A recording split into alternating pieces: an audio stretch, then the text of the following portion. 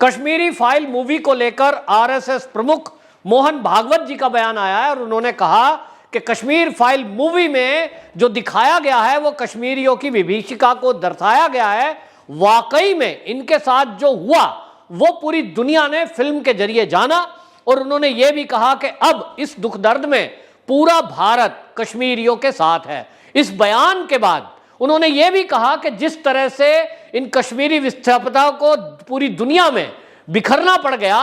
वो एक संघर्ष है और कभी कभी ये संघर्ष चलते हैं, लेकिन इन संघर्षों में व्यक्ति को जो संकल्प है उस संकल्प की शक्ति से वापस पुरुषार्थ करके अपने स्थान को पाया जा सकता है। मोहन भागवत जी ने इजराइल का उदाहरण देते हुए कहा कि इजराइल में भी इसी तरह की स्थितियां हुई थी, लेकिन वहां जब भी कभी उनका त्योहार आता था वो हर त्योहार पर इजरायली जो जहां थे वहीं वो संकल्प लेते थे और ये संकल्प 1800 साल जारी रहा। उन्होंने कहा 1800 साल में 1700 साल केवल उन्होंने संकल्प लिया और 1700 साल के संकल्प के बाद हर त्योहार पर, हर इकट्ठा होने पर, कार्यक्रम में वो इकट्ठा होते थे। 1700 साल के संकल्प और उनकी इकट्ठा होने की जो पद्धति जो कि हमारे त्योहार हैं उसके कारण अगला जो 100 साल था यानी 1800 साल जो था उसमें उन्होंने जो उद्यम किया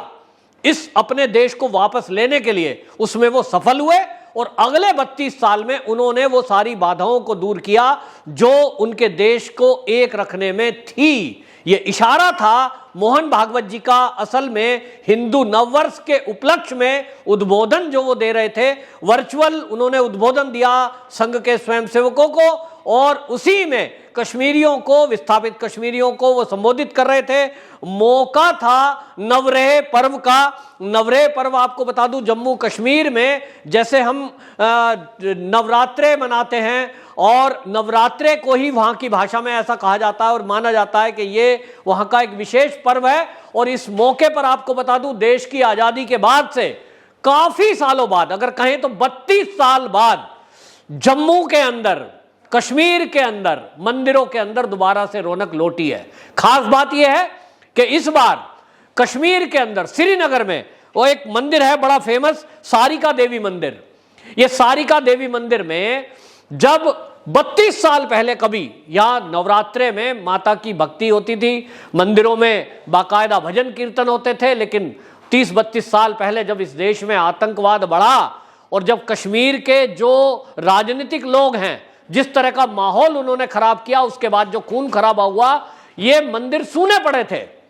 अब मोदी सरकार आने के बाद धारा 370 हटाई गई और धारा 370 हटाने का क्या असर होता है ये अब कश्मीर की वादियों में दिखाई दे रहा है।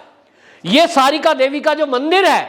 जो अभी तक सूना पड़ा था और बाकी भी जो मंदिर सूने पड़े थे उनमें अब रौनक लौटी है और नवरात्रे में 32 साल पुरानी रौनक लौटी है। जम्मू कश्मीर के विस्थापितों को बाकायदा ये कहा गया कि आप सभी लोग श्रीनगर के अंदर जो स्थित है सारिका देवी का मंदिर वहां पहुंचे और पहले की तरह नवरात्रे मनाएं। हालांकि सरकार ने वहां की सुरक्षा व्यवस्था को बहुत चाक चौबंद किया है और इसके पहले हम देख ही रहे हैं कि 2014 के बाद से जिस तरह से सेना को फ्री हैंड मोदी सरकार ने दिया है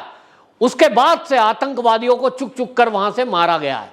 कितना भी खूंखार आतंकवादी क्यों ना हो, 2-4 घंटे के अंदर ही सीमा पार उसने की, मार गिराया। और इसलिए आपको बताएं वहां जो मनोज सिन्हा राज्यपाल हैं उन्होंने सारी व्यवस्था की है और मंदिरों में यह व्यवस्था की गई कि जो कश्मीरी विस्थापित हैं कम से कम इस नवरात्रे के दौरान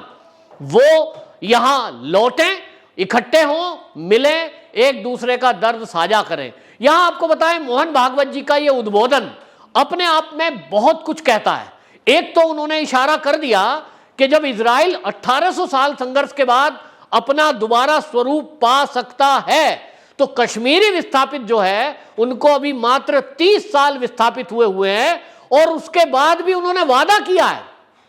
कि जो कश्मीरी विस्थापित हैं उनको अगले 1 साल में अपने घरों में ही इस वापस बसाया जाएगा। ये बहुत बड़ा एक संकल्प है संघ के द्वारा। और जैसा हम जानते हैं कि संघ के बारे में ये बात कही जाती है कि आरएसएस यूं तो बयानबाजी करता नहीं है, लेकिन यदि कोई संकल्प लेता है, कोई बात करता है तो उसको पूरा करता है। और वो जब आज के समय में सरकार के अंदर संघ के स्वयंसेवक बैठे हैं। एक तरह से मोहन भागवत जी का ये उद्बोधन, ये इशारा है कि कश्मीरी विस्थापितों को अब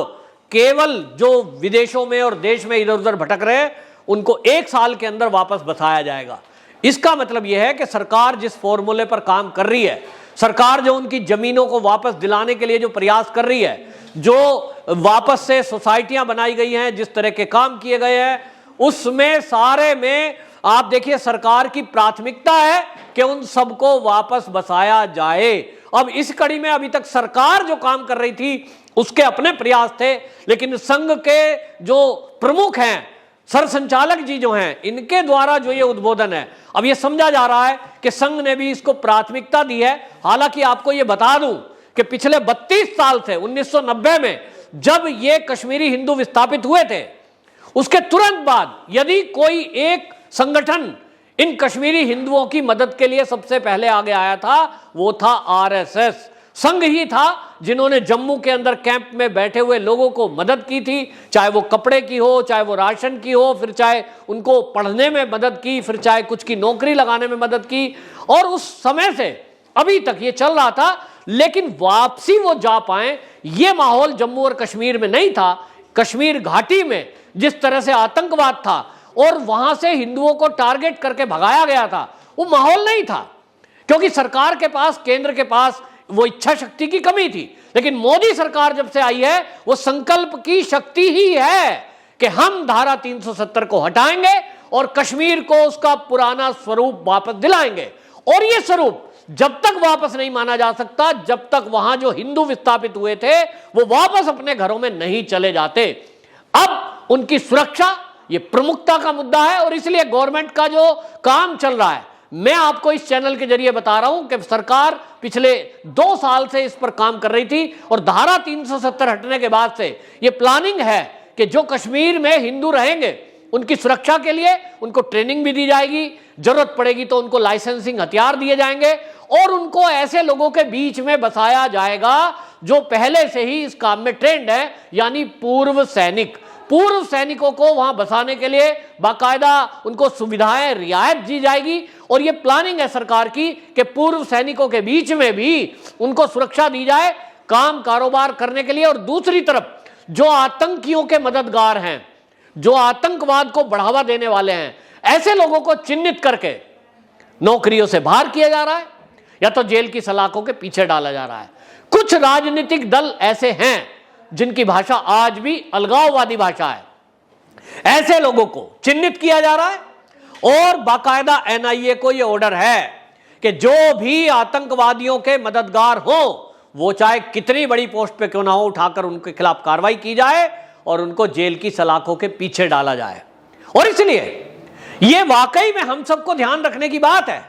इस भारत के लोग ज्यादातर बात क्या करते हैं, आप देखिए सोशल मीडिया पे, मोदी सरकार आने के बाद हिंदू राष्ट्र बनाना है, यह देश हिंदू राष्ट्र बनाइए, यहां जनसंख्या कानून बनाइए, फिर कोई बात करता है यूसीसी लाइए, बहुत सारे मुद्दे हैं। लेकिन संघ के सरसंचालक ने जो ये उद्बोधन दिया है नववर्ष के उपलक्ष्य पर, इसमें साफ बोल दिया कि आप देखिए जब संकल्प लेते हैं तो उसको पूरा करने के लिए कुछ समय लगता है, लेकिन संकल्प की शक्ति उसको पूरा करने में जब लगती है तो परमात्मा की शक्ति यानी दैवी शक्ति भी उसके साथ जुटती है। और ये इंसान के अंदर अपार शक्ति है, वो संकल्प की शक्ति से कोई भी बड़े से बड़े काम को कर सकता है। भारतीय जनता पार्टी की ये संकल्प शक्ति थी कि उसको धारा 370 हटानी थी। जब से देश आजाद हुआ उसके बाद से पहले जनसंघ था, फिर बीजेपी आई, और यह संकल्प शक्ति थी श्यामा प्रसाद मुखर्जी से लेके और अभी मोदी जी तक कि धारा 370 को हम हटा के रहेंगे और कश्मीर को उसका पुराना जो स्वरूप है वो दिला के रहेंगे। इसी संकल्प ने धारा 370 हटाई, और यही संकल्प आप देखेंगे कि जैसा संघ के सरसंचालक जी ने कहा है, अगले 1 साल के अंदर इन कश्मीरियों को वापस उनके घर में बसाने का काम किया जाएगा। ये नव वर्ष पर सरसंचालक जी ने घोषणा की है, इसके बहुत बड़े मायने हैं। यहां एक बात और अंत में मैं बता दूं कि कश्मीर फाइल मूवी को लेकर जो लोग इस तरह की चर्चा कर रहे थे, केजरीवाल टाइप के लोग, कि ये मूवी गलत है, ये झूठ है, उनके मुंह पे भी सरसंचालक ने तमाचा लगाया है कि आप किस तरह से किसी विभीषिका को, किसी के साथ हुई घटनाओं को झूठ कह करके कैसे अपमानित कर सकते हैं। वंदे मातरम।